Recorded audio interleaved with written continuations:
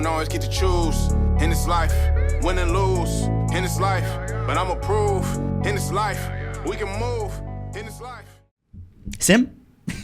Anto? Simon Martin, bienvenue au podcast. Je suis très content d'être ici. Puis honnêtement, j'ai hâte de voir la tangente que tu vas prendre parce que c'est un an plus tard quand même. Hein. Puis j'ai pas vraiment fait de débrief de ma dernière année avec qui que ce soit. Fait que j'ai hâte de voir les questions que tu vas me poser. Fait que le premier vrai début, c'est avec le podcast officiellement. Là. Officiellement. Fait que tu peux pas mentir sur tes chiffres. Ça mentir. Je suis tu peux mentir. Ouais, ça va pas là. 4-5 millions par an, en tout cas. Voilà. Fait que oui, deuxième podcast aujourd'hui, c'est le fun. J'aime que justement, tu sais, je te relançais, je disais, hey, ça serait cool, il serait temps de faire notre part 2. Puis les gens qui me reviennent, qui me disent, oui, c'était super cool, puis je suis down, let's go, on le fait. C'est une preuve que ça fonctionne, tu sais, dans le sens que tu as aimé la première expérience, tu as aimé peut-être le retour aussi au niveau des clips, puis on le refait en studio, puis quand même, tu pars de Québec, là, c'est pas la petite bière. Ouais, tu sais. c'est ma journée aujourd'hui de venir ici. Right. Puis, c'est super le fun, je suis vraiment content d'être là. Je te lève mon chapeau, puis j'apprécie, c'est quand même du temps investi, fait que merci d'être là parmi nous, ça va être une heure super cool. Fait que le concept d'un part 2, c'est un petit peu plus un recap des nouveautés de l'année, des bons coups, des mauvais coups, puis une histoire que tu as vécue aussi là, rapidement, là, que tu as partagée sur les réseaux. Parler un petit peu plus de personal branding aussi, que tu mets en phase là-dessus. Shout-out à Will Barrett, nouveau branding. Qui nous unit super. Ouais, c'est ça. On commence à coordonner bientôt. Là. Ouais. Cependant que le podcast ça va être sorti, puis on va commencer. Fait que Sim, si je commence très général, là, depuis qu'on s'est parlé, là, les grandes lignes, qu'est-ce qui s'est passé au niveau de toi personnellement comme entrepreneur, puis au niveau de ta business, là, Kicksmart? Tout le temps, honnêtement, je trouve ça tough comme question parce que des fois, comme entrepreneur, ça vient prendre notre identité au complet. Fait que si tu me demandes de séparer les deux, je vais probablement avoir la difficulté, ce qui est peut-être une bonne ou une moins bonne chose. Mais je vais commencer. Au pire, tu verras des fils conducteurs par la suite. Mais entreprise, je pense que quand je suis venu sur le podcast, c'était récent que ma soeur était revenue me rejoindre dans l'équipe. C'était mon bras droit. Exact. Fait que là, ça fait peut-être un an et quart. Éventuellement, ça va faire un an et demi. Fait que je dirais une grosse, on va dire, nouveauté ou progression depuis ce temps-là, c'est qu'elle est rendue extrêmement autonome. Elle fait 99% des opérations clients. C'est extraordinaire pour moi. C'est la première fois que je forme quelqu'un de A à Z qui est capable de faire un aussi bon service et me remplacer aux opérations pour la majorité des cas. Ça, c'est merveilleux. T'sais, en tant que, on va dire, jeune entrepreneur qui est dans ses premières... Je pense qu'il appelle ça l'adolescence, là, quand tu es dans tes premières phases. Non, pas mon âge, malheureusement. Non, c'était pas un adolescent. Pas ça. Avec la moustache que t'as. Non. Fait que la phase d'adolescence, c'est comme début de croissance, tout ça, avoir des gens dans l'équipe. Fait que je te dirais que c'est beaucoup d'apprentissage, puis on pourra en parler dans le podcast aujourd'hui, mais vraiment, voir un humain qui passe de comme pas de connaissances, la former, devient mon bras droit, fait les meetings avec les clients, fait les opérations. En fait, elle est actuellement également, je te dirais, pour parler encore un peu plus de la progression. On a engagé une autre personne, on essaie d'engager quelqu'un du Madagascar. C'est un super beau fit. La personne est super contente de nous rejoindre temps plein. Puis là, depuis 2 semaines, elle forme cette personne-là. Fait que on peut officiellement dire, un an plus tard, à la suite du podcast, la personne que je formais est en train de former une autre personne. En fait, c'est un exemple de réussite aussi, de succès. Absolument. Que la formule fonctionne bien. Puis ce qui est le fun, c'est que, évidemment, à place d'aller chercher peut-être un partenaire ou une partenaire ailleurs, tu as regardé dans ta famille, tu sais. Déjà là.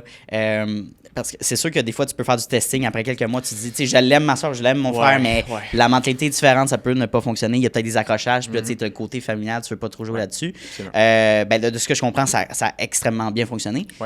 C'est quoi une bonne formule pour travailler avec sa famille, finalement, en affaires?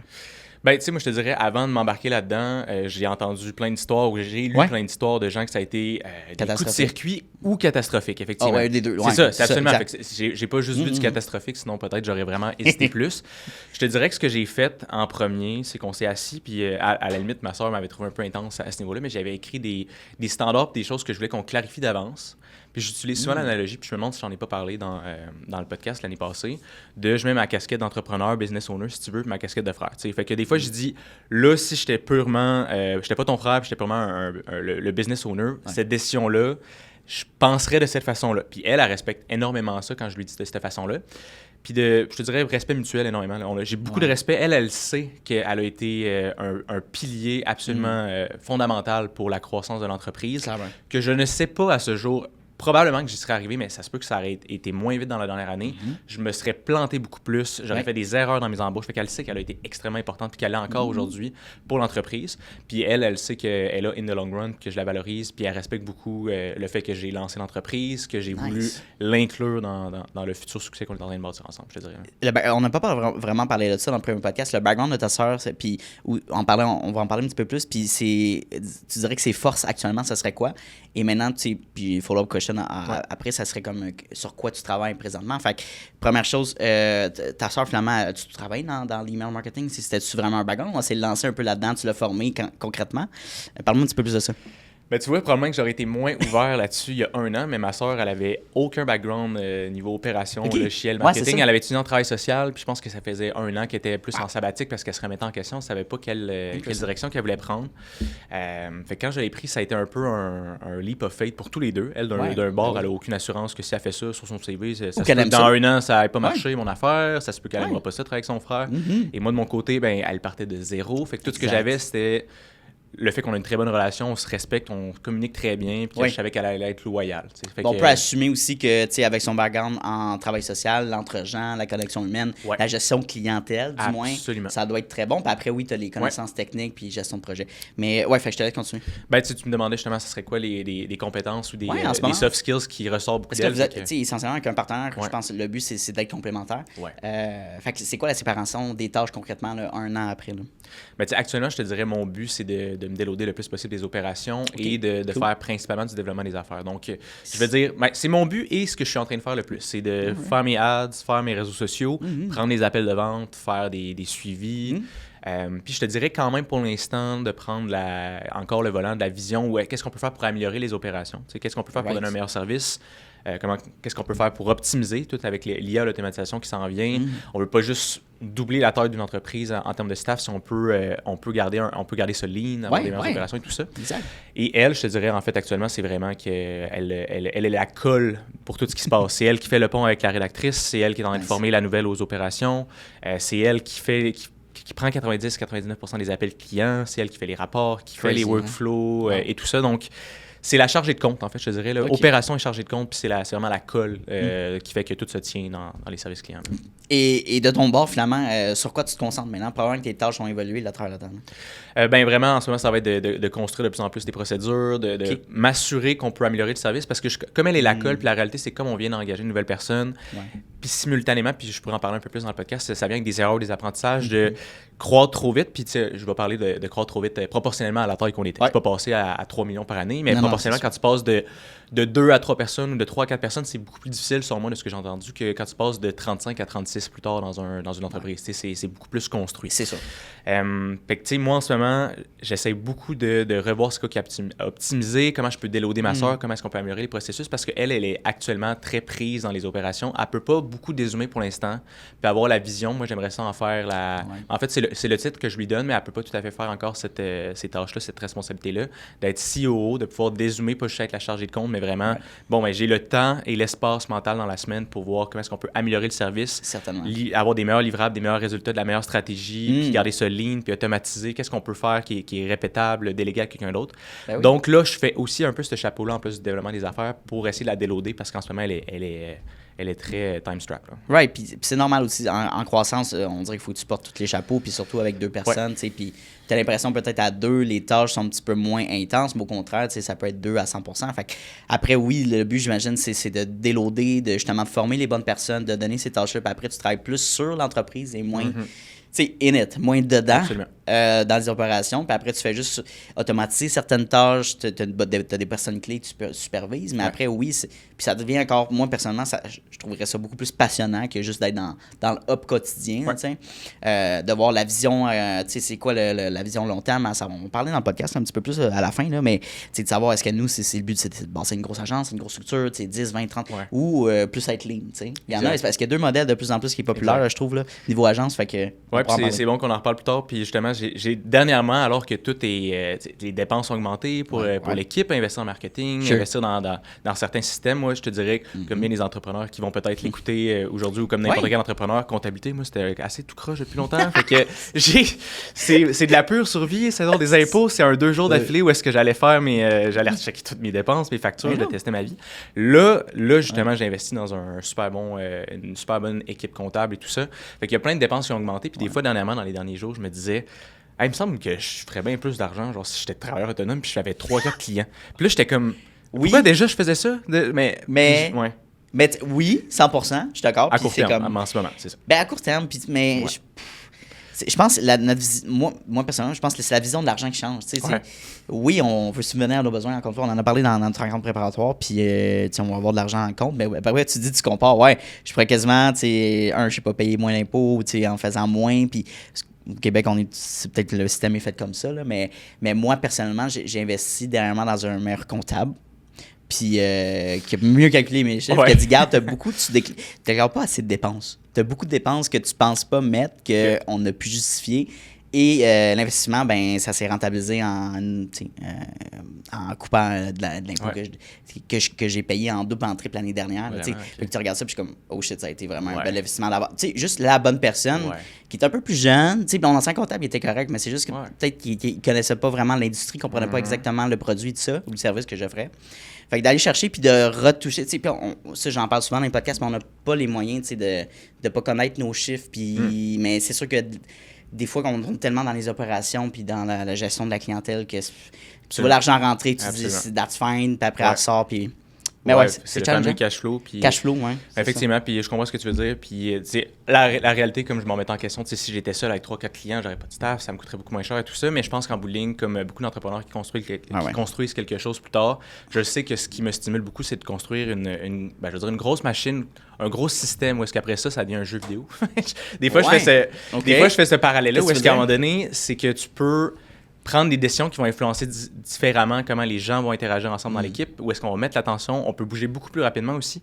C'est plus quand je vois d'autres entrepreneurs qui prennent des décisions puis ils me disent moi je pivote de cette façon-là, puis ça leur prend 2 semaines de pivoter sur quelque chose parce que tu peux bouger tellement beaucoup plus rapidement dans tes décisions, tout comme tu peux foncer dans un mur plus rapidement. Là, mais quand tu as plus de fonds de roulement, quand tu as de l'argent qui rentre plus rapidement également, tu peux, mais je veux changer telle affaire, mon branding, je veux changer mes ads, je veux faire telle affaire sur mon site web, je veux offrir tel service, mais ça se peut que tu ailles ça up and running dans 2 semaines parce que tu as juste pu payer quelqu'un pour le faire à ta place. Après ça va être une bonne et une moins bonne décision. Mais je pense que je suis très stimulé par éventuellement arriver à cette machine-là, cet écosystème-là, où est-ce que je peux jouer à prendre des décisions qui sont très importantes et tout ça, mais plutôt qu'à être seul puis faire les opérations moi-même chaque jour. Puis ce cash flow-là, je veux dire, à tout niveau d'entrepreneur, que tu sois un entrepreneur ou incorporé avec plusieurs responsabilités financières des employés, tout ça, comme le cash flow, c'est difficile des fois parce qu'encore une fois, les clients, puis je trouve que en ce moment, avec la situation économique, ça prend un petit peu plus de temps pour les paiements. Le 30 jours, des fois, il n'est pas respecté. Fait c'est pas la faute du client nécessairement. Moi, je l'ai vécu. Fait que c'est à moi de gérer ça puis de le préparer. Mais après, OK, mais genre, s'il a préparé, puis comme là, il faut couper dans certaines choses pour arriver au bout puis payer des factures primordiales. Fait que ça, c'est un enjeu. Puis j'en parle encore une fois plein de fois dans des podcasts avec JS, mon client. Puis c'est comme cash flow énormément difficile. Beaucoup d'entrepreneurs ferment leur entreprise à cause de ça parce que après X nombre de mois, it doesn't work. Fait que toi, par exemple, pour peut-être régler cette situation-là, qu'est-ce que tu as mis en place ou est-ce que tu es plus préparé en amont? Qu'est-ce que tu fais comme décision pour ça? Je vais te répondre que c'est pas encore réglé. Fait que j'ai la carapace dure, j'ai les leçons que j'ai apprises et actuellement, j'envisage que ça se replace en priorité dans les prochaines semaines. J'ai également... C'est vrai que maintenant que tu me le fais remarquer, ça va être drôle de voir que je l'ai pas remarqué plus que ça, mais j'ai plus de clients qu'effectivement, ça leur prend plus de temps à payer. J'ai ces timings-là. Puis ce qui est fascinant, justement, quand on parle du cash flow, c'est que c'est ce qui fait que beaucoup d'entreprises n'arrivent pas. Mais sur papier, si tu regardes juste l'income statement, c'est ça. Rentable, profit. Mais chaque semaine, des fois, dépendamment du cash flow, je vais m'écrouler. Là. C'est comme, il y a 15 000 qui rentrent la semaine prochaine, mais là, je dois 9 000 cette semaine. Mais c'est le timing des factures, des fois, tu sais, qu'est-ce qui se passe? Là? Genre, puis c'est ça, puis en tout cas, c'est beaucoup de choses, puis je pense que beaucoup de gens connaissent pas vraiment, c'est des trucs très techniques niveau financier que la personne moyenne qui est pas en affaires va voir ça puis dire, ben t'es en affaires, t'es incorporé, donc you got money, tu sais, t'as de l'argent en banque, c'est comme oui puis non, tu sais. Ouais, non, c'est vraiment, des intrants extrants, là. Puis après, le salaire que tu verses, je veux dire, si la compagnie fait 1 million, tu fais pas 1 million, mon chum, là. Exact, personnellement, tu sais, fait que bref, beaucoup de choses. Personnellement, moi aussi, pour l'instant. pour l'instant. Pas 1 million. Non, c'est ça. Ben, éventuellement, peut-être dans une couple de mois, on pourra se verser ça. Là, ça va être cool. Aller dans les Bahamas faire le podcast. Mais non, c'est ça. Fait que c'est super cool. Puis un move que tu as fait aussi dans le premier podcast que tu me parlais, c'est que là, tu déménageais ou tu t'enlignais pour déménager à Québec, right? Tu es parti de Montréal à Québec. On parle pas souvent de ça, mais est-ce qu'il y a la culture d'entrepreneuriat, on reste au Québec, là, on n'est pas si loin que ça. Niveau opportunité, est-ce que c'est différent? Je sais que ta clientèle, c'est un peu partout, là, surtout que c'est sur le web. Mais de t'établir dans une autre ville, comment tu t'es senti? Je te dirais que, effectivement, étant sur le web, étant en ligne, ça n'a pas eu d'impact dans mes opérations, quoi que ce soit. Cela dit, je remarque en termes de peut-être activité ou engagement qu'il y a dans la communauté entrepreneuriale. Étant à Montréal avant, j'étais habitué que j'ouvrais n'importe quelle application de réseautage, je suivais les événements Facebook, je connaissais des gens sur LinkedIn, je les suivais. À chaque semaine, j'avais l'opportunité à 10 réseautages si je voulais. Je faisais pas ça. Ça, j'aurais été brûlé bien raide, mais j'aurais pu aller en 10 chaque semaine. Là, maintenant, si je veux aller à des réseautages, à la limite, il faut que je magasine plus. Il faut que je surveille. Peut-être, en fait, que je regarde pas aux bonnes places où il y a certains événements que je regarde que d'avance ne seront peut-être pas pertinents à ma situation. Mais fait que je te dirais, à ce niveau-là, on dirait qu'il y a moins d'opportunités de réseautage, moins d'événements, peut-être, avec des conférenciers, tout ça. Moins ça en ébullition, peut-être. Ouais, ben, c'est ce que j'ai remarqué. Ça fait moins d'1 an, mais... Ben, sure. Puis, je veux dire que Québec, c'est un petit peu plus peut-être fonctionnaire aussi, mais il y a peut-être un lien avec ça. Il y a ben, évidemment, le bassin de population n'est pas le même que Montréal. Après, c'est pas d'être fermé. Puis, je pense ce move-là, ça a été stratégique au niveau personnel ou au business, tu dirais? C'était purement personnel, je te dirais. C'est une envie de changer. À Montréal. Moi, je viens de Lévis, sur la Rive-Sud. Ah, OK, bon. Puis, j'ai ressenti aussi, mettons, je suis vulnérable 2 secondes, beaucoup de solitude, mettons, vers 2023. J'étais comme... Ma soeur ne travaillait pas encore avec moi. Ça faisait 1 an et demi que je faisais ça. T'es solo, là. J'avais pas bien de résultats encore. M'endettais. Mes parents étaient comme, avec toute leur bienveillance, est-ce que ça va? Mais ça affecte ton mental, c'est clair. Absolument. Puis, moi, j'avais drop out de l'université aussi. Fait que, pendant ma dernière année, moi, j'avais tous les amis que je m'étais fait à Montréal via l'université. Je connaissais personne quand j'étais venu en 2020. Qu'eux autres, ils continuaient d'avoir leur gros fun, continuaient de sortir. Je pouvais sortir aussi de temps en temps avec eux, mais j'avais mes objectifs, mes grosses semaines également. Exact. Donc, je commençais à accumuler cette solitude-là, je te dirais, qui a fait que vers la fin 2023, 2024, tout ça, on a fini, ma soeur et moi qui habitaient avec moi également. On s'est dit ça pourrait être cool de faire le move, aller à Québec. On va être encore en ville, on ne retourne pas en banlieue comme à Lévis, mais on est proche de notre famille à Lévis. On a des amis à Québec, puis ça va faire un petit vent de nouveauté également. Puis j'ai une voiture, je me permettais pas d'avoir de voiture à Montréal. Non, c'est ça, j'avais pas la patience pour ça. De toute façon, quand t'as tellement de stress à ta business que t'as ajouté un stress de... juste te rendre quelque part. Non, vraiment pas. I don't need that. Ah non, je te file. Genre, moi, j'ai pas le choix de me payer un parking à genre 8 minutes de marche de chez nous, au cas où que... Il n'y a plus de place dans ma rue, tu sais, même avec une vignette, c'est pas viable. Hein, Montréal, on sait. Mais même à Québec, c'est mieux, j'imagine. Juste pour dire, là, je suis à Limoilou, fait que c'est probablement dans les quartiers qui ressemblent le plus à un concentré de Montréal, là, pour le meilleur et pour le pire. Il y a des activités, des petits cafés, des petits bars. Nice, OK. Il y a des gens qui crient à 3 h du matin aussi, t'entends de la police, un coup de feu de temps en temps. Mais c'est un super beau quartier. Mais c'est parce qu'après ça, il y a beaucoup d'autres quartiers à Québec que c'est plus de la banlieue, je dirais. Là. Fait que c'est similaire à Montréal, ce coin-là. Donc, plus difficile de se parquer aussi dans la rue. Mais j'ai un tout mini parking, donc j'ai la chance de ne pas avoir à me casser la tête pour ça. C'est quoi ton char? Une Mazda de 3 2010. OK. Ça rentre correct, ça rit. Mais... Ouais, ça fit.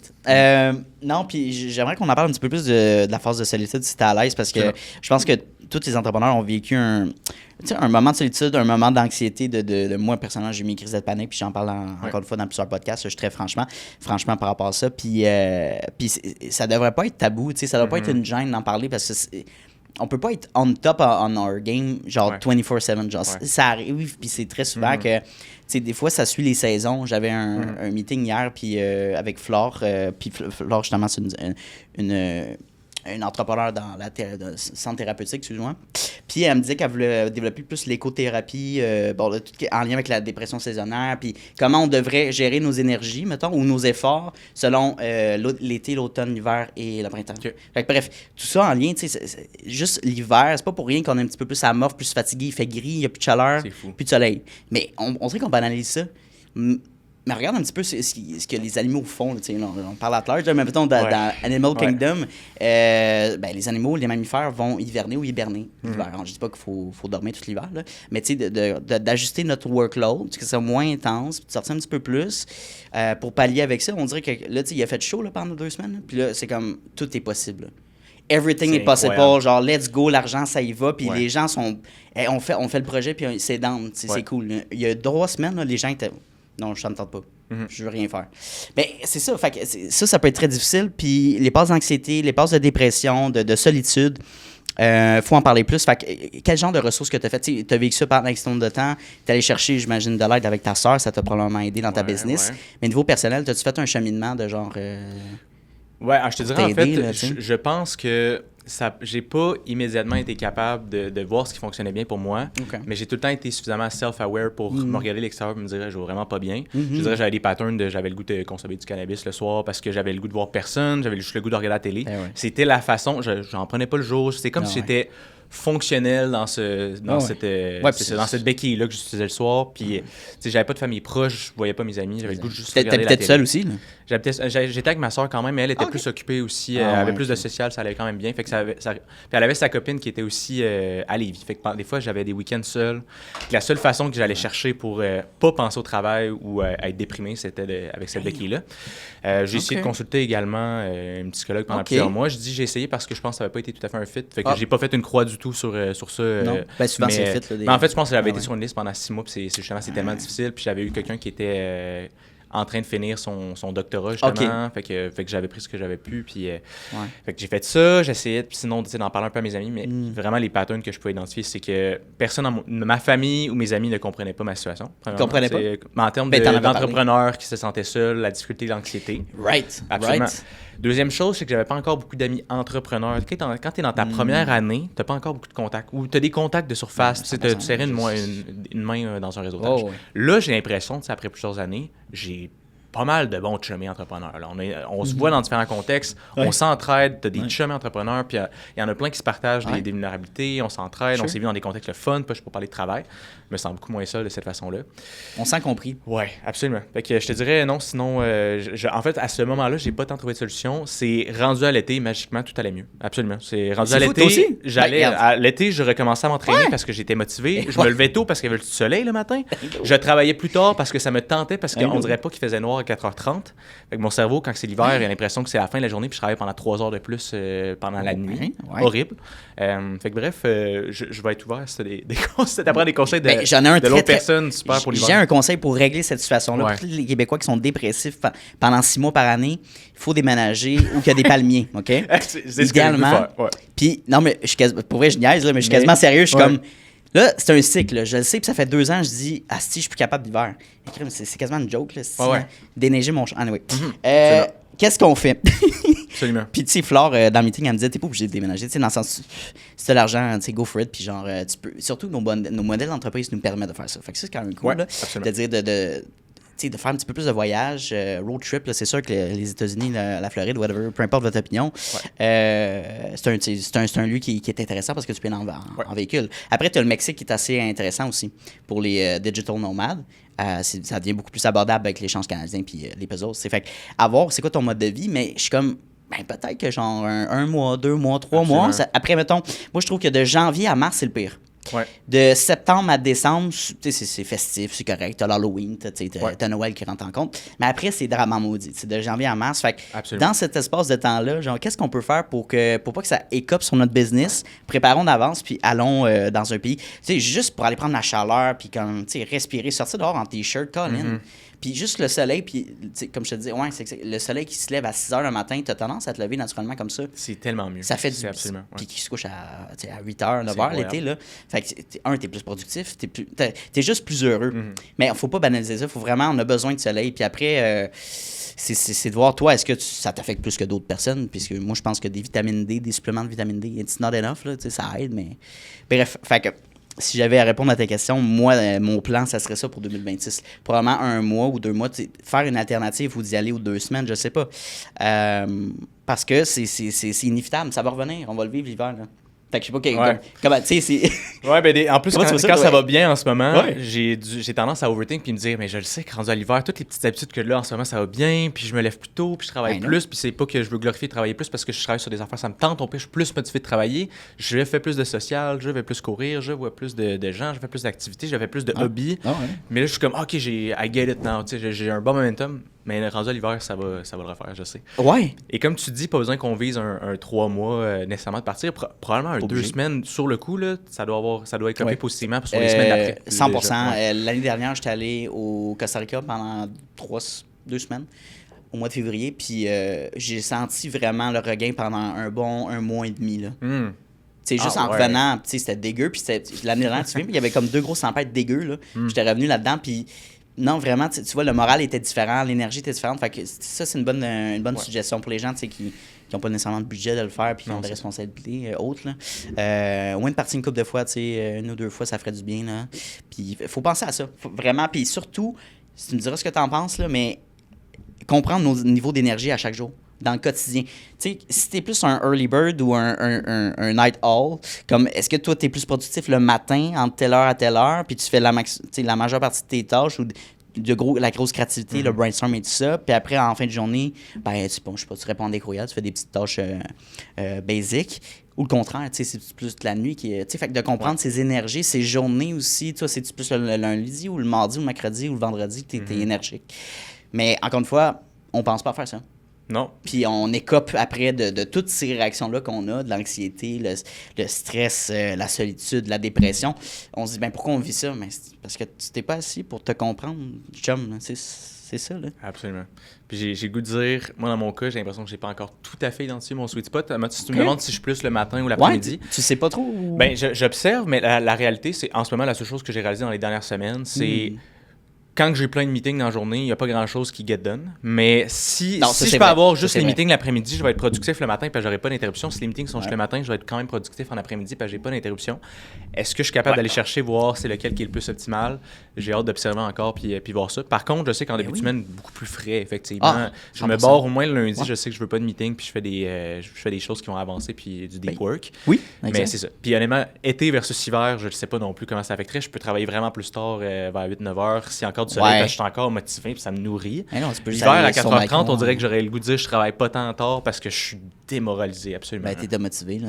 C'est vraiment juste la lumière. Mais tu sais, oui, puis je pense, pour répondre un peu à cette questionnement-là, probablement que beaucoup d'entrepreneurs qui écoutent le podcast vivent ça, de dire, tu sais, je sais pas, des fois je suis motivé une journée, des fois je le suis moins, c'est de regarder des tangentes, du testing, de voir tes tâches principales.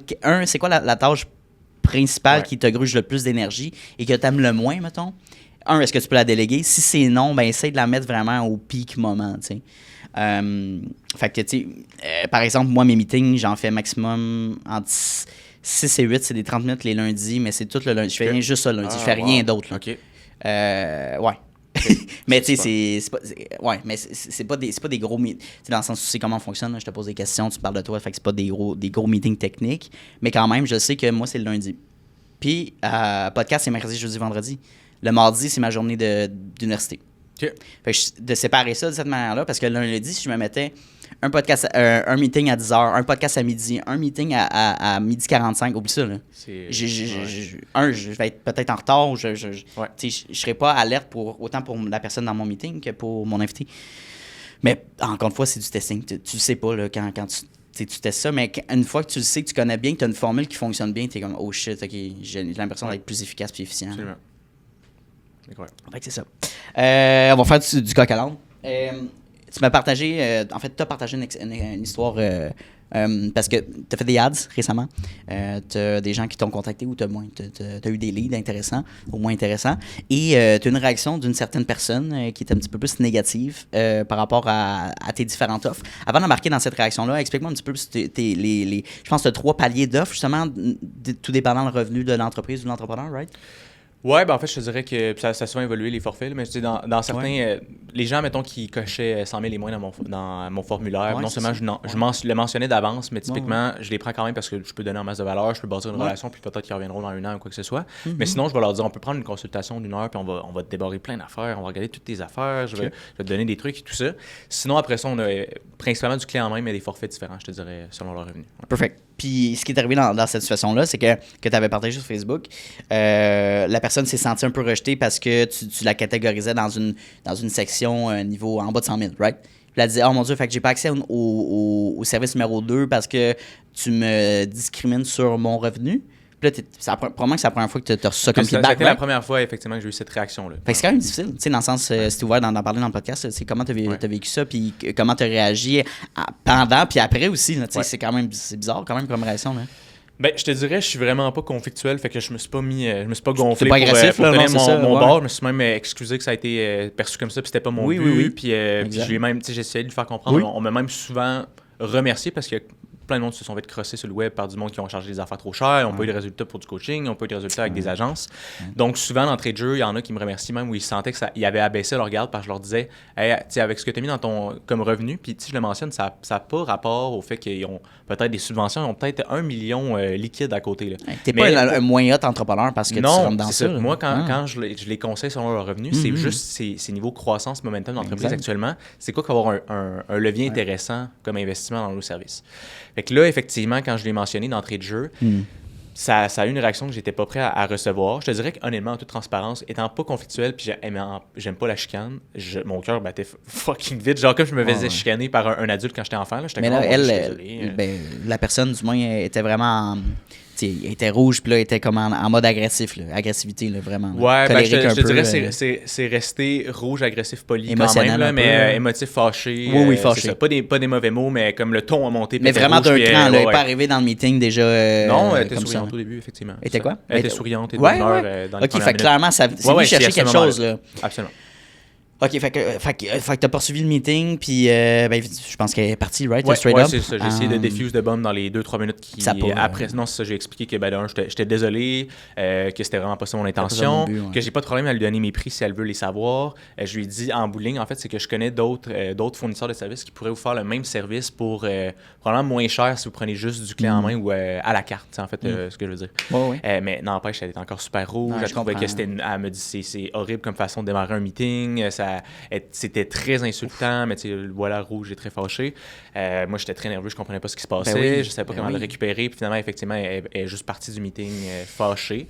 Fait que c'est un peu, je t'avoue que étant, même en revoyant la situation, je suis capable de dire, ça se peut que c'était ma formulation, que cette fois-là, j'ai pas été chanceux, puis ça a mal passé, parce que je suis pas un script à la perfection. Tu sais, je suis tout le temps conversationnel, mes appels, puis je dis, c'est ça. C'est ça, ouais, absolument. Je suis une ligne directrice, mais en début, je veux dire, si je le sais d'avance que la personne a coché 100 000 et moins, je proposerais pas un forfait à plusieurs milliers par mois, ça ferait juste pas de sens. Si ça fait moins de 8 000 par mois, c'est ça. Ça fera pas de sens. Fait que je lui dis d'entrée de jeu, selon le revenu que vous avez coché, je risque pas de vous proposer nos services clés en main aujourd'hui. Ça risque de plus être une consultation qui va faire du sens, mais là, ça a pris une tangente. Tu sais pas, dans le sens, tu connais pas, comme tu dis, elle peut avoir de l'argent en banque, dans le sens, peut-être 100 000, mais elle fait en bas de 100 000 revenus encore, mais tu sais pas la situation. Là. Fait que tu te bases sur ce que tu as coché dans le. Je pense qu'il faut que tu aies une ouverture en tant qu'entrepreneur. Je parle de l'autre côté, là, pas de ton bord. Puis surtout, si c'est la première fois que ça t'arrive, clairement, je pense pas que c'est ta faute. Je pense que c'est une pomme pour. Je dis pas que la personne est une pomme pourrie, mais la situation. Et c'est très rare que ça arrive. Et c'est venu peut-être chercher une corde sensible. Peut-être que la personne était effleurée aussi dans la journée. Il y a peut-être quelque chose qui s'est passé, on sait pas. Une mauvaise journée, effectivement. C'est ça. J'essaie de pas trop m'en vouloir parce que j'accepte, ça se peut que ma formulation cette journée-là, je m'en rends plus trop. Je m'en suis pas rendu compte, mais ça a sorti condescendant par accident. Cependant, je trouve ça dommage qu'elle soit restée fâchée parce que je me suis excusé à profusion, puis j'ai essayé de la rattraper, puis je me suis pas gonflé, puis j'ai pas essayé de m'obstiner puis retirer mon bord de la couverte. En tout cas, je suis resté le plus simple possible dans cet appel-là, puis il y avait rien à faire pour récupérer. Donc, effectivement, je veux pas m'en vouloir trop à ce niveau-là. Non, je comprends. Puis j'ai revu mes procédures par la suite. Puis j'ai fait comme tu as vu un post. D'ailleurs, le post que tu as vu a eu beaucoup. Moi, je suis habitué d'avoir sur Facebook quelques centaines de vues. Là, j'ai plus eu un 25 000 vues sur Facebook. C'est crazy. Là. Ce qui, sur le coup, on a beaucoup qui cherchent à être viral. Je veux dire micro-viral dans mon cas. 25 000, il y en a plusieurs, ça les impressionnera pas. Mais moi, je suis habitué quand j'étais à plusieurs centaines, 25 000. J'ai eu du monde que. Je te dirais, j'ai eu des commentaires qui m'ont stressé parce que je n'étais pas habitué de faire du PR. Il y a quelqu'un qui m'a écrit un gros paragraphe en commentaire, une femme qui me dit. Elle parlait du fait que son mari, le père de ses enfants la soutienne pas, que c'est très difficile pour les femmes en affaires et tout ça. Puis là, sur le coup, j'étais comme, je suis d'accord. Avant de répondre, mais je me dis, OK. Puis après ça, à la fin, la conclusion de son commentaire, c'était donc, en tant que femme entrepreneur, se faire dire par un homme que vous n'êtes pas, vous ne valez pas assez. Là, je te dirais, je suis revenu nerveux parce que j'étais comme, c'est pas une situation que je suis habitué de discuter publiquement. C'était pas du tout j'ai dit la même chose que j'ai un homme ou une femme. Fait que être micro-viral sur un post, je te dirais, des nouvelles personnes qui se sont abonnées. J'ai eu des gens qui ont écrit des trolls, qui ont écrit n'importe quoi. À la limite, je trouvais ça drôle. Puis des insultes, puis des DM de gens que je connaissais pas aussi. De toute manière, c'est sûr que là, tu poses une situation. Encore une fois, ils n'ont pas le contexte à 100%. Ils n'étaient pas dans le meeting avec toi. Fait que de baser ça sur Simon est sexiste.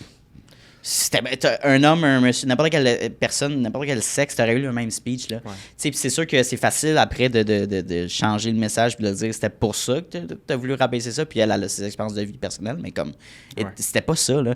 Fait que, mais je me demande, toi, le début que tu as fait ensuite de ça, puis je sais comment on se sent comme entrepreneur, on va se coucher avec ça, on va se souvenir, c'est difficile, c'est ça.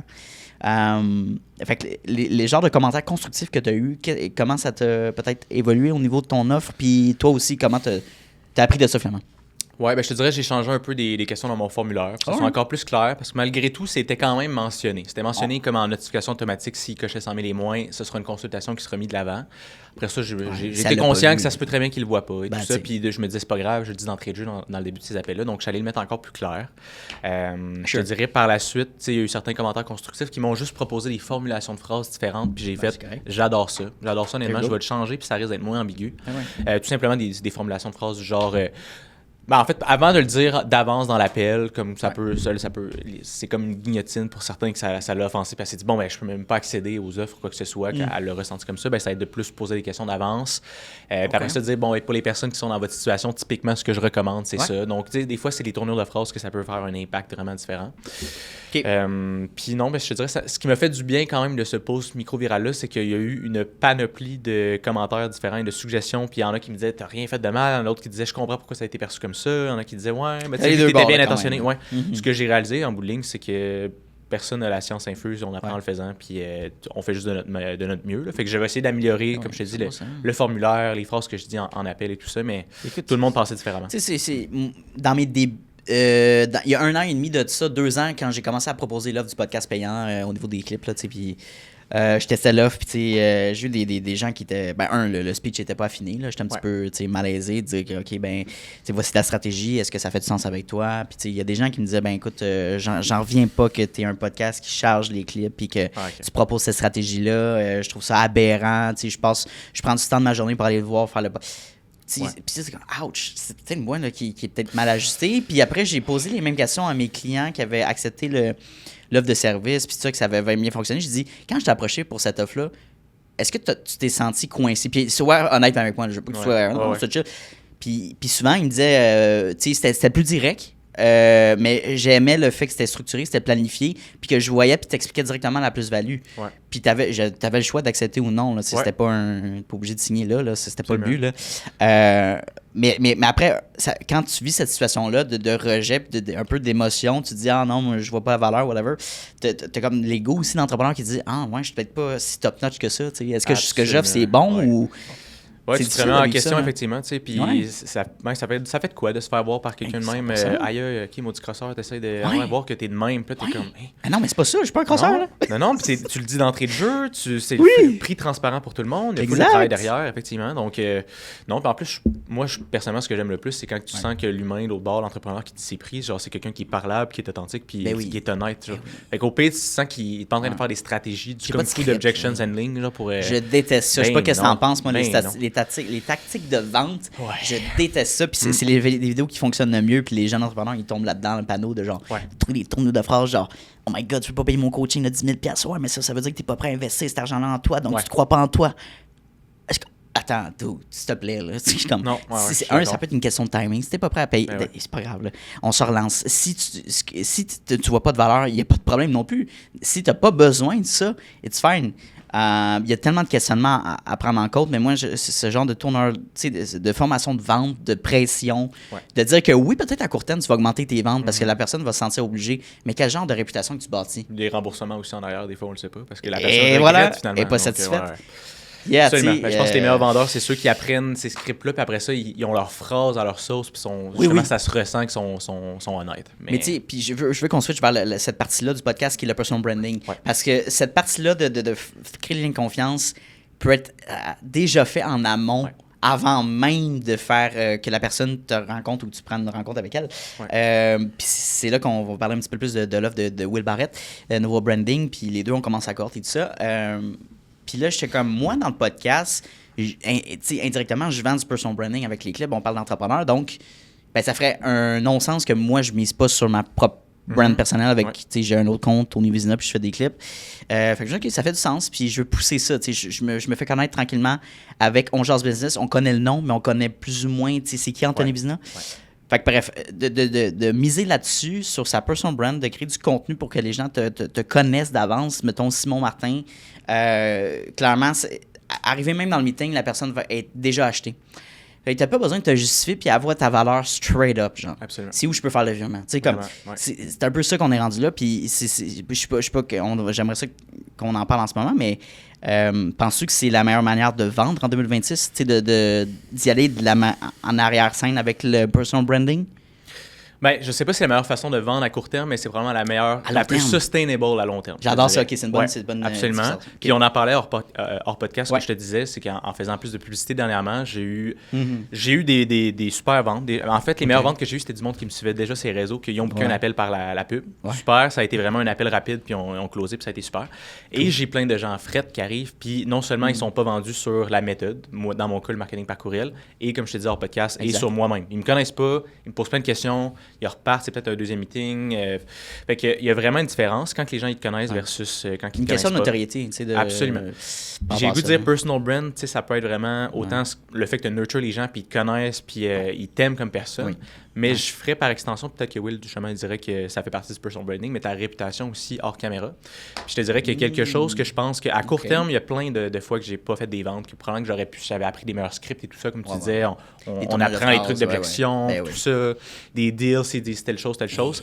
J'ai souvent, puis justement, tu sais, mettons la personne dont on parlait il y a quelques minutes, qu'elle a été fâchée, ben cette personne-là, peut-être qu'elle aurait dit oui si j'avais vendu quelque chose de plus cher. C'était pas mon intention. Je pensais pas la servir en faisant ça.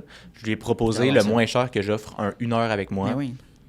Ciao, bye. Fait que je te dirais que ce qui arrive, souvent, ce que je remarque après 1 an, 2 ans, il y a un petit effet compound de. Il y a des gens qui. Ben, tout le monde se connaît au Québec. Fait que tu peux vouloir le faire parce que t'es une bonne personne, sincèrement. C'est ce que j'aime me dire. Mais aussi, la raison plus logique business, c'est que c'est un petit monde, le Québec. 100%. Si t'es un prestataire de service ou tes produits sont pas bons ou t'as une agence, le mot se passe.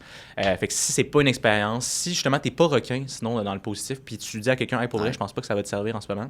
Je pense et je suis convaincu que ça nous revient plus tard parce que c'est mon cas. Je te dirais, après quelques années, il y a des gens qui me disaient à quelqu'un qui me dit que le service est impeccable ou toi puis ta soeur, c'est super le fun ou que tu as donné comme 1 heure de ton temps donné puis tu as même pas demandé de t'envoyer tu n'as pas envoyé de bill, quoi que ce soit.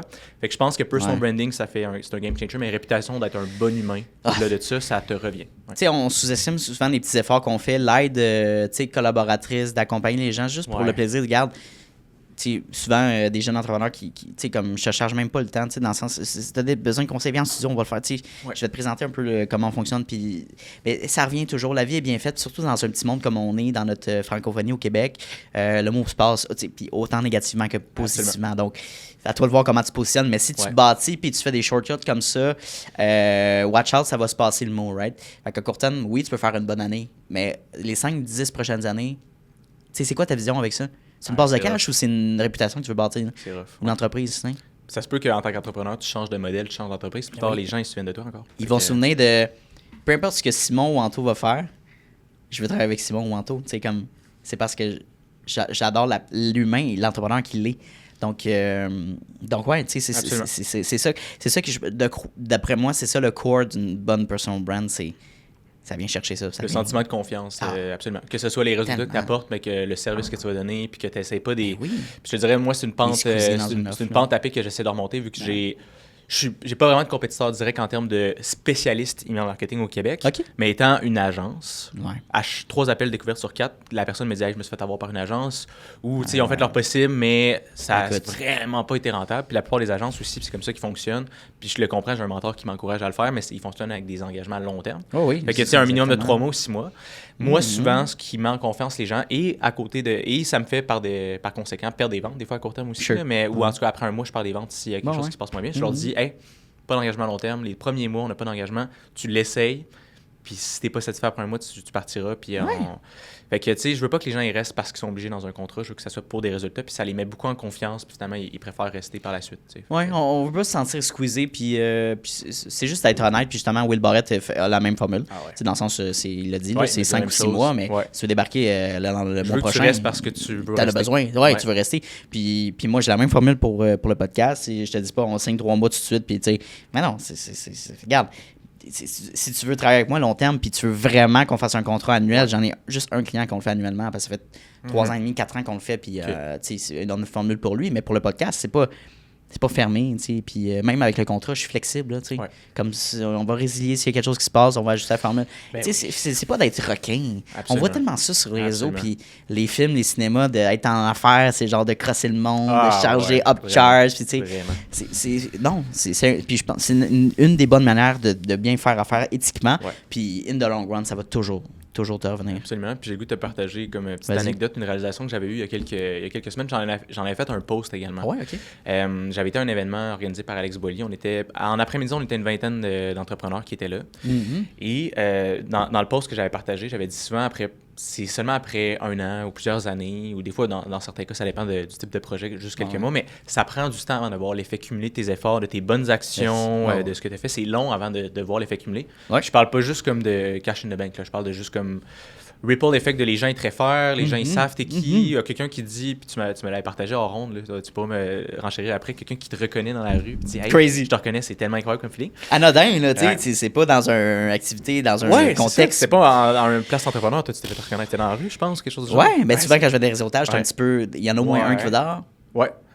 Mais tu sais, là, je pourrais le partager. Mais continue, c'est super cool. Fait que tu sais, en après-midi, j'étais là, on était une vingtaine d'entrepreneurs. Puis finalement, je réalise, tu sais, c'était des entrepreneurs de partout du Québec, là, je veux dire, des villes principales, on va dire, mais il y en avait 2 sur 20. Ben, en fait, on va m'enlever, on va dire sur 19. C'était peut-être 20, peu importe. Il y en avait 2 que c'était de nos clientes actuelles, qu'on a une bonne relation avec elle.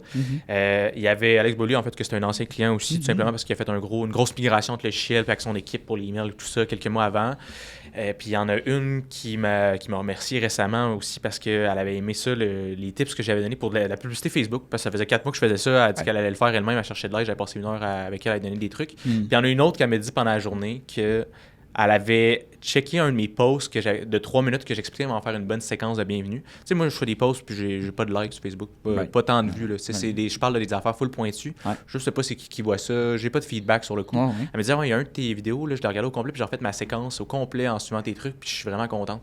Ça m'a fait full chaud au cœur. Fait qu'en désumant, bref, cette anecdote, c'est juste pour dire, moi, après 3-4 ans en affaires au Québec, où est-ce que quelques années avant, j'étais depressed, c'était l'hiver puis je connaissais personne, j'avais pas d'amis entrepreneurs.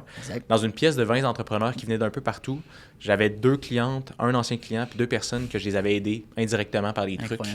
Et ça m'a fait chaud au cœur parce que j'étais comme, mon Dieu, ça prend du temps avant que tu le remarques, ces effets cumulés-là, mais ça te revient. Puis les ça gens te revient.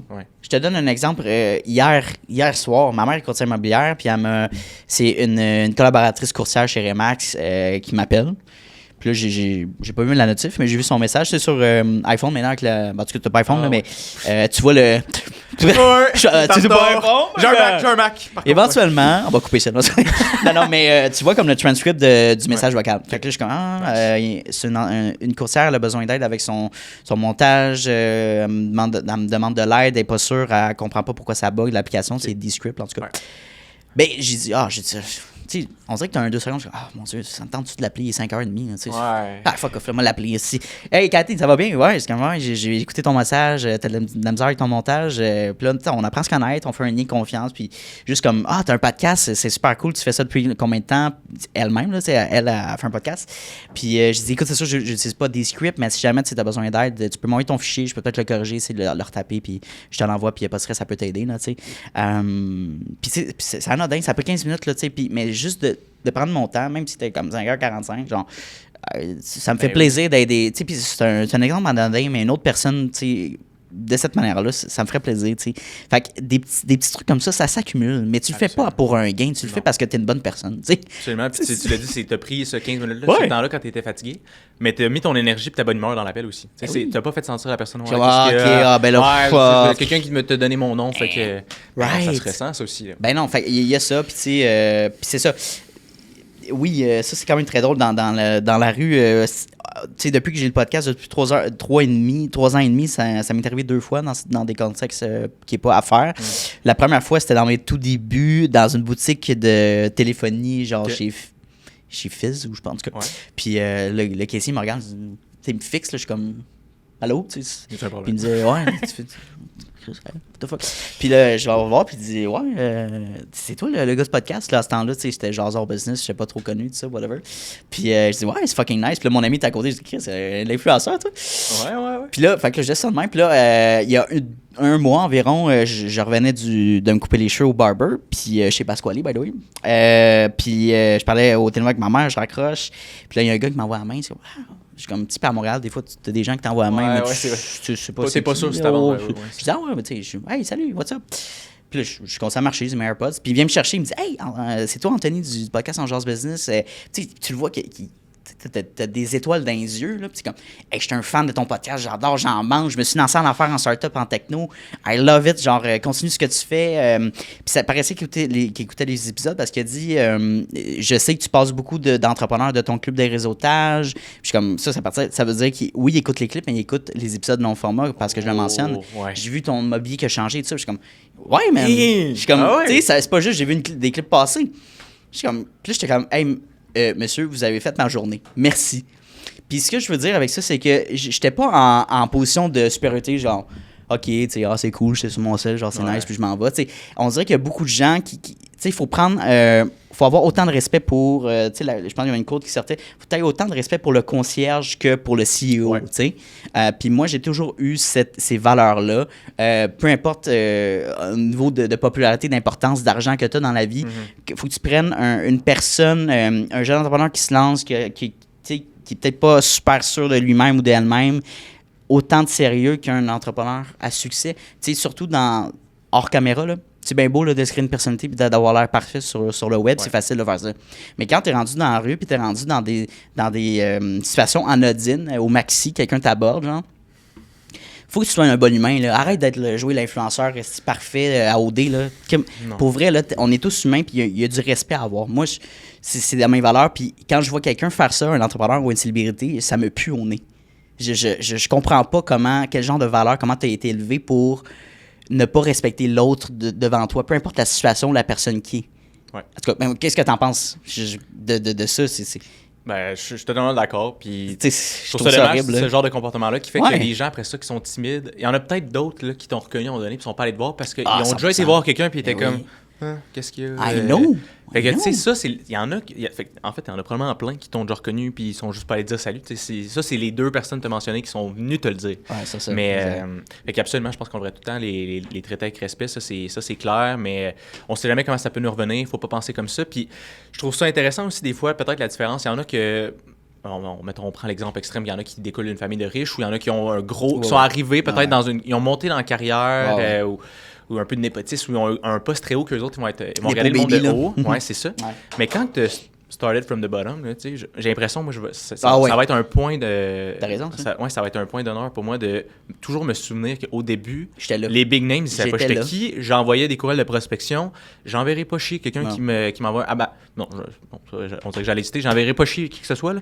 Des DM de prospection que c'est un copier-coller. Je réponds pas. Non, c'est ça. Mais s'il m'en envoie 2, 3 ou un follow-up ou un vocal... Ouais. Là, des fois, je suis comme, hey, pour vrai, tu sais, t'as fait l'effort, je suis pas intéressé pour l'instant, mais je suis pas intéressé. Genre, c'est ça. Bravo pour le grind, mais ça m'intéresse pas. On est dans le 10% des gens qui répondent. Ça je sais. Là. Ouais, puis ce que je fais des fois quand je reçois, tu sais, puis je ferai vraiment pas semblant que je suis un gros personal brand, whatever, mais quand tu es en affaires, tu sais, j'en reçois peut-être 1 ou 2 par semaine, un DM de prospection, genre, hey, je pourrais t'aider avec tes Reels. Puis je reçois tout le temps ça. Je serais conscient que mes Reels pourraient être plus beaux en ce moment. C'est juste pas ma priorité dans le cash flow, justement. Ben non, c'est exactement. Mais il y en a que c'est ça, c'est du purement copier-coller. Mais quand il y en a qui m'envoient un message qui me disent, hey, je suis allé voir ta landing page, c'est cool, c'est hot la vidéo que tu as postée il y a 2 jours, ou qui me font un vocal. Je dis, premièrement, il y en a 1-2 personnes que j'ai fait affaire avec eux parce que finalement, j'étais comme, pour être, t'as au moins mon intérêt. Dis-moi en plus. T'as pris le temps de faire ça. Exact. Puis sinon, je leur dis, je suis pas intéressé, mais que je leur ai dit, pour vrai, continue. Moi, il y a 3 ans, je faisais de la prospection à côté. Il y en a qui m'envoient chier, il y en a qui ignorent pendant longtemps. Il y en a qui... c'est ça. Il y en a qui te ghostent après un premier message. Sure. Puis t'es comme, finalement, il t'a vraiment ignoré puis s'amuse avec ça.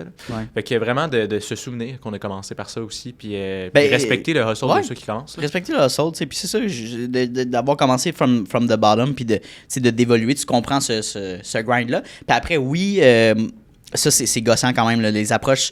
des messages LinkedIn déjà préfaits, Sales Navigator ou des Instagram DM, puis c'est même pas adressé à ton nom, là, c'est genre Hey business owner, genre bro, please, là. C'est autant dans les courriels, mais déjà tu prends l'effort de dire OK, salut Anto, salut Simon, je consomme ton contenu, je vois ce que tu fais, il y a peut-être des choses qui peuvent être améliorées, as-tu 15 minutes à m'allouer, puis je suis comme écoute. Ouais, comme essaye-toi, genre, why not? Il y a peut-être, c'est pas un client direct, souvent je parle de ça, mais ça peut être une collaboration, ça peut être du référencement, tu sais, comme, juste comme, démontre, amène une petite valeur ajoutée. Puis c'est comme ça que j'ai fait pour le podcast, de me faire connaître, c'est donne-en plus, puis après reçois, tu sais, plante ta graine, puis ça va pousser, tu sais. Vraiment. Et non le contraire. En bout, je pense que tout ce qu'on vient de dire, c'est aussi l'art de rester humble, peu importe comment on progresse. On a tout le temps quoi apprendre, on sait jamais à qui on parle, on peut tout le temps avoir un angle mort aussi de quelque chose. Puis j'apprécie aussi les gens qui, au pire, me font de la prospection, qui m'approchent, puis qui sont humbles aussi. Parce que, mettons, récemment, il m'a envoyé on va dire, il y a quelques mois, il m'a envoyé un vocal pour me proposer ses services de production vidéo. Mais c'était un vocal personnalisé. Tu sais, je sais, c'était pas de l'IA, il m'a fait une minute personnalisée, tout ça. Cool, J'ai répondu que j'étais ouvert à si vous voulez me dire ses prix, m'en dire un peu plus, mais qu'actuellement je faisais affaire avec quelqu'un pour lui faire perdre son temps. Mais tu sais, que ça faisait pas longtemps que j'avais commencé avec eux, j'étais pas fermé à en savoir plus, quoi que ce soit. Mais là, finalement, ça a pris 2-3 jours me répondre et tout ça. Puis après ça, en fait, il m'a posé une question un peu en mode script. Il m'a dit donc, toi, ce serait quoi un peu tes objectifs ou. En tout cas, je sais pas la question, mais c'était une question purement scriptée. C'était vraiment. En fait, toi, avec ta production vidéo, qu'est-ce que tu aimerais atteindre dans les 6 prochains mois? Puis j'étais comme bro. En fait, mais tu sais, il était peut-être encore humble, quoi que ce soit. C'était plus genre, j'étais comme, d'où là, tu me prospectes, ça fait plusieurs années que je suis en affaires, je suis loin d'être un dragon, là. Mais, tu sais, je veux dire, je connais les scripts et tout. Puis ça pognera pas si je sais que tu me fais un script. Tu sais, t'es en train de commencer. T'as 15 abonnés, t'as pas de highlights sur Instagram, puis t'as pas de post, t'as pas de site web encore. Exact. Mais il est resté très humble, puis j'ai renvoyé un vocal, puis j'ai dit, hey, écoute, tu sais, je pense pas aller de l'avant. Mais si t'es réceptif, j'ai du feedback pour toi, puis c'est vraiment pas pour faire mon tough, c'est genre du vrai feedback parce que je passais par là il y a quelques années. Mais premièrement, la première chose que j'ai faite quand tu m'as envoyé un vocal, je suis allé voir ton Instagram, t'as pas de site web, t'as pas de highlights, puis t'as pas de post. Puis en ce moment, pour me prospecter, tu veux que je m'auto-close en te disant de quoi j'ai besoin, où est-ce que j'aimerais aller. Et ça, je ne prendrai pas ce temps-là de te dire ça parce que tu n'as pas encore élevé ta crédibilité, que ce soit sur ta page ou comment est-ce que tu peux m'aider. Je ne commencerai pas moi-même à m'auto-closer avec tes questions de script préfet. Puis après ça, il m'aurait répondu pour de vrai, merci, j'ai pas eu beaucoup de réponses dernièrement dans mes messages. Puis ça, je vais l'essayer. Puis, il y a eu une belle réponse. Oui, c'est ça a pas, sur le coup, ça n'a pas tant bien marché, mais il a été humble aussi il m'a fait du personnalisé, puis il a été humble sur mon feedback.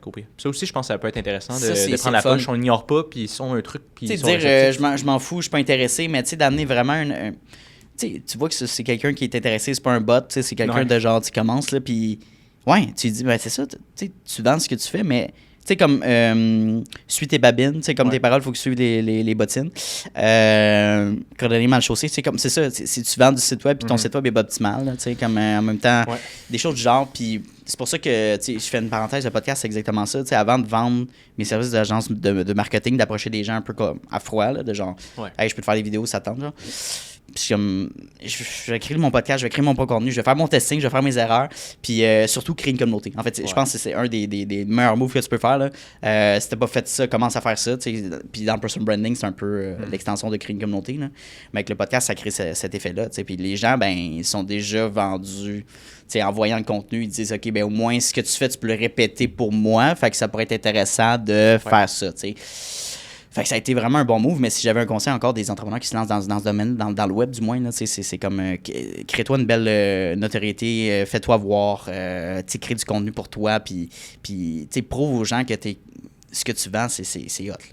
Puis ça fonctionne, puis c'est performant. T'sais. Absolument. Puis vends-toi toi-même aussi. Moi, si j'avais recommencé, je pense que j'avais une peur de montrer que j'étais débutant au début. Fait que je mentais pas sur mes chiffres, mais je partageais juste des gros wins clients en story. J'utilisais des phrases qui admettaient pas que j'étais pas si loin que ça en bout de ligne. Tandis que souvent, je trouve que les entrepreneurs, c'est le fun de les suivre quand ils commencent. C'est qu'ils disent, dès le début, c'est comme je commence, follow me on my journey. Puis t'es full excité de les voir progresser. Fait que, de pas se cacher. Puis aussi, j'ai trouvé à un moment donné que j'étais pris dans... on va dire, mon identité sur le web, j'essayais trop d'avoir... j'essayais pas plus que ça, mais je montrais pas des aspects vulnérables ou des difficultés. Puis ça, j'ai l'impression que je m'étais enfermé là-dedans, parce qu'après ça, j'étais comme... Je sais pas, on dirait que j'ai trié un peu ce que je montrais, puis après ça, j'ai l'impression que je sais plus où commencer, comme, on va dire, sortir du placard de je suis qui pour de vrai, comme en arrière, puis que c'est pas tout beau, puis j'ai pas juste des bons résultats clients. Des fois, il y a des problèmes dans les appels, des fois, il y a des affaires, des stresseurs, des problèmes de cash flow. On n'est pas si gros que ça, on commence, ça fait juste quelques années. Fait que de pas s'enfermer dans une vision fermée au début. Parce que à la base, encore une fois, on est tous humains, fait que de voir qu'un entrepreneur n'est pas toujours parfait, de genre, j'ai fait un fail, je le reconnais, puis voici ce que je mets en place maintenant. J'ai fait une vidéo récemment que j'avais publiée, je pense, oui, c'est sur ma page de podcast. Peut-être que tu l'as déjà vu, je front cam, puis avec mon cell, puis je disais, gars, j'ai fait un podcast avec un coach, Sébastien Seb, puis puis moi, j'étais comme, hey, je vais-tu partager aux gens que j'ai pris du poids, visuellement, on le voit, là, mais moi, comment je me suis senti par rapport à ça, à la rétroaction du podcast, j'étais comme à ce qu'il disait. J'étais comme, oui, c'est venu me chercher dans le moment, dans le podcast, de genre, quel genre d'image que tu veux projeter à ton équipe, à ta blonde, à ta famille, puis à toi-même. Puis j'étais comme, oh shit! Je parle pas de ça d'habitude en ligne, là, ouais. Got that shit out. Non, tu sais, puis j'ai dit, non, c'est clair, c'est sûr, on regarde dans le podcast, puis je voulais en parler dans un clip, puis j'ai tellement eu de bons retours. De gens, dans le sens qui disaient merci d'avoir partagé ça. Des gens, Catherine Fortin, c'est comme ça qu'on s'est rencontrés. Elle a vu le clip, je pense qu'elle a commenté la story, puis on a commencé une discussion, on a fait une rencontre et tout ça. Puis ça crée des connexions, un peu comme ça, mais d'être vulnérable, d'être humble, authentique, ça développe au niveau d'humain, puis encore une fois, notoriété, réputation, puis dire que, on n'est pas parfait, c'est normal, on devrait pas l'être non plus, là. On a des meilleures saisons, puis après, par exemple, pour moi, pour la prise de poids, mais qu'est-ce que je peux faire pour mettre en place? Bien, clairement, c'est mieux de manger. C'est pas une formule très compliquée. C'est mieux manger, sélectionner les aliments, peut-être moins, les portions peut-être à calculer. L'hiver, tu t'en vas.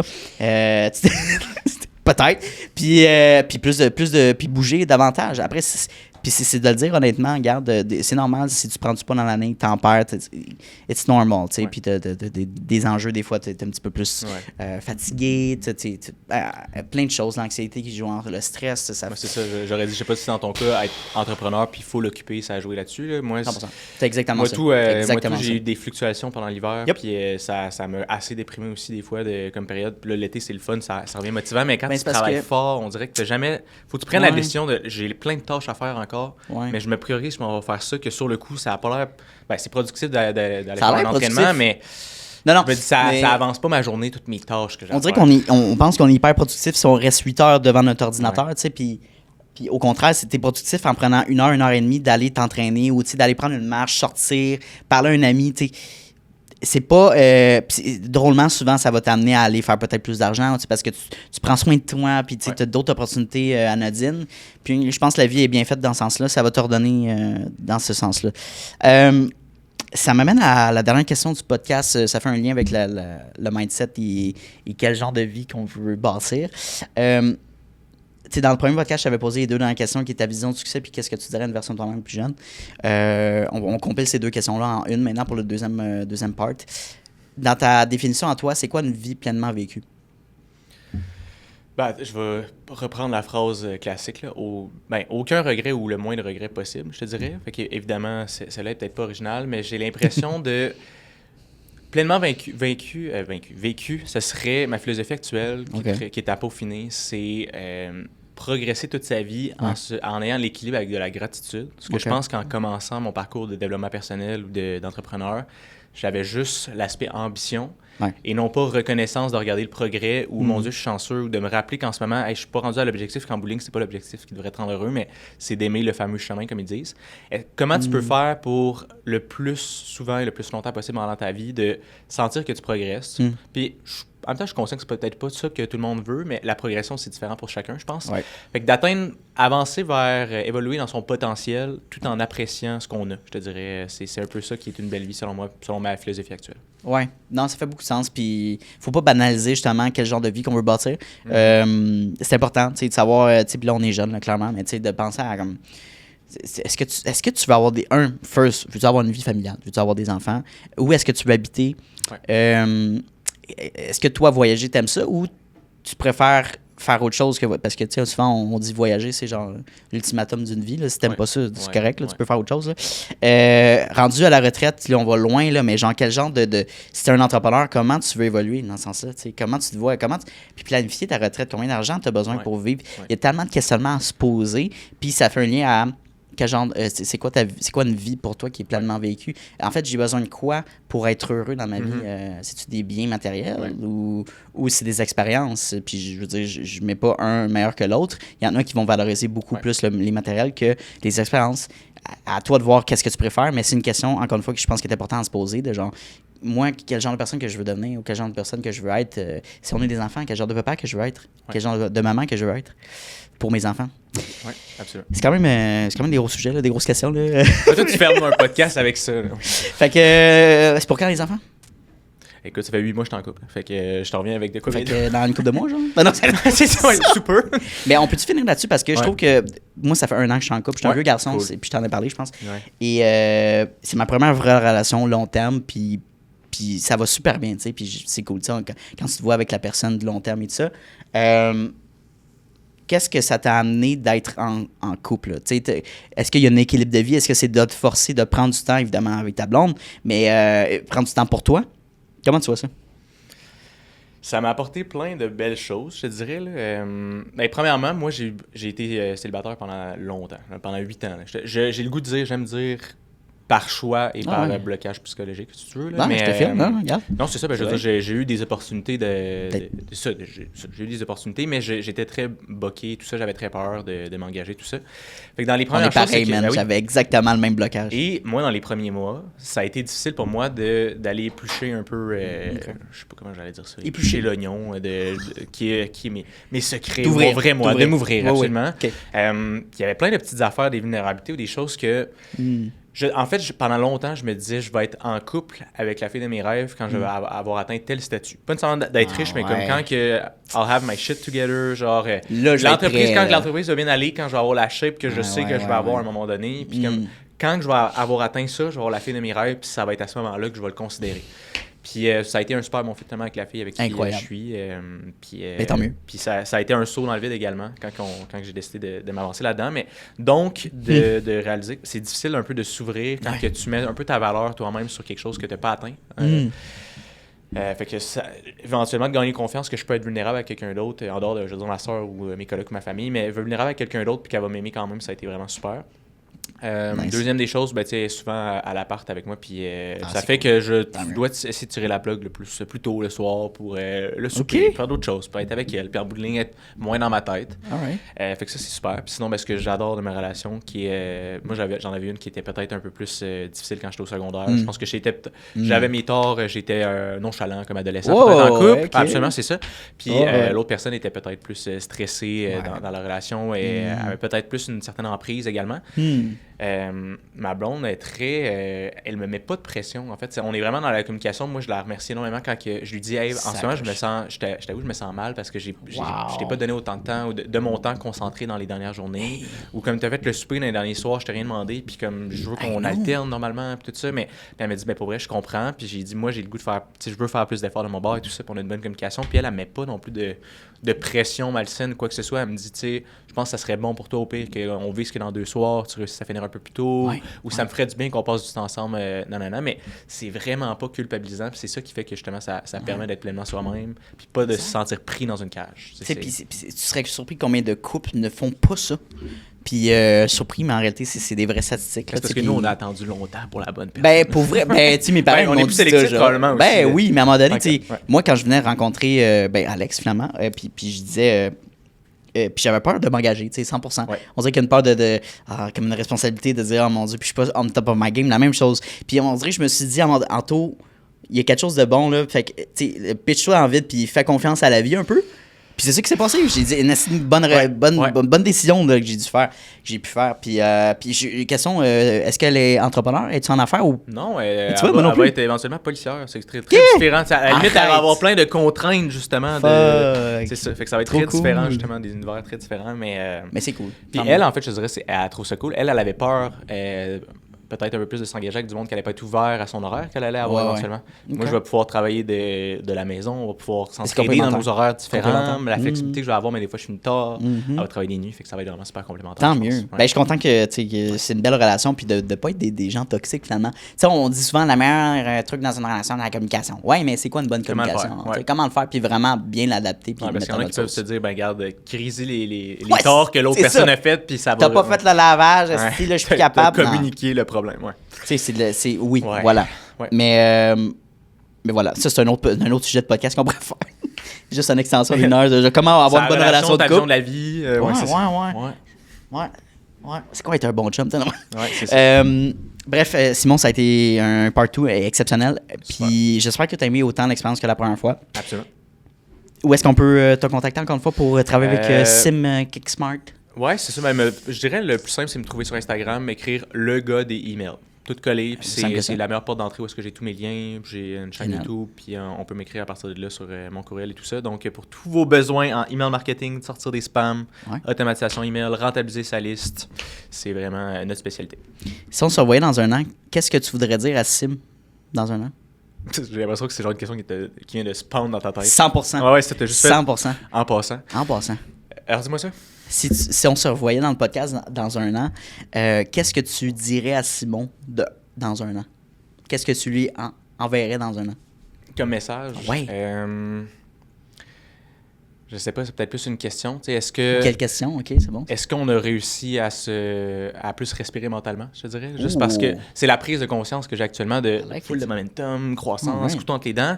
Mais je le vois aussi souvent, ce qui arrive, c'est qu'il y a plein d'apprentissages que j'ai su par des livres, des podcasts, des gourous et tout ça. Finalement, c'est en faisant... Tu fais l'erreur que tu as déjà lu avant. Cash flow is king, j'entendais ça de mon prof de cégep. Cash flow is still my problem quand je le vis en direct, je te dirais. Puis je fais bien des erreurs de... J'ai pas clarifié telle affaire en vente, j'ai pas fait telle chose, j'ai déjà envoyé j'ai envoyé des soumissions par courriel pour acheter dans le jeu parce que la personne avait l'air déjà pré-closée, mais je le sais sur papier, il faut pas faire ça. Mais elle avait l'air tant pré-closée, puis là, finalement, le temps a changé d'idée la journée d'après. Fait que bref, je te dirais que comme erreur que je sais que je fais, c'est que je suis en train de le voir de l'extérieur que je suis stressé, je finis tard, je veux pas juste construire une grosse machine puis être pogné dedans puis pas être heureux. Fait que dans un an, j'aimerais ça me reposer la question, est-ce qu'on a réussi à garder l'œil sur what matters pour de vrai? Je te pose la question parce que Angelo, tu pourras le noter, là, mais je la garde en banque. On va la revoir, cette question-là. Puis on va essayer d'y répondre. On va réussir à peut-être aligner un petit peu plus au niveau de l'équipe de vie, si tu as pris plus ton souffle dans l'entreprise, puis au niveau personnel. Fait que, encore une fois, merci pour ton temps. C'était super cool. Puis évidemment, allez voir les clips qui vont sortir très bientôt. Merci encore, c'est super cool. C'est super.